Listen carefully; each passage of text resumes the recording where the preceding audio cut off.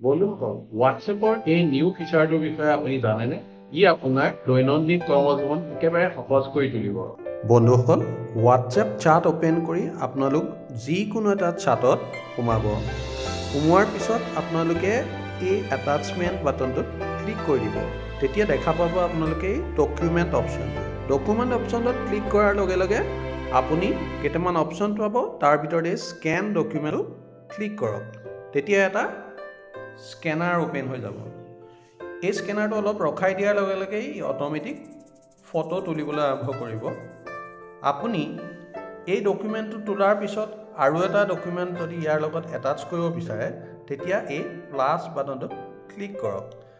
Instantly scanner open হ'ব আৰু লগে লগে এখন ফটো তুলিব। এতিয়া এই ডকুমেণ্ট দুটা এটাচ হৈ গ'ল। আমি এই ডকুমেণ্টকেইটা কাৰোবালৈ চেণ্ড কৰি দিব পাৰোঁ। চেণ্ড অপশ্যন আহিয়ে যায়। চেণ্ড বাটনত ক্লিক কৰাৰ লগে লগে এইটো ইনষ্টেণ্টলি চেণ্ড হৈ যাব। বন্ধুসকল, মই পোৱা আউটপুটটো এইটো। আপোনালোকেও এবাৰ ট্ৰাই কৰি চাবচোন আৰু কেনেকুৱা পালে মোক কমেণ্ট বক্সত খালি জনাব দেই।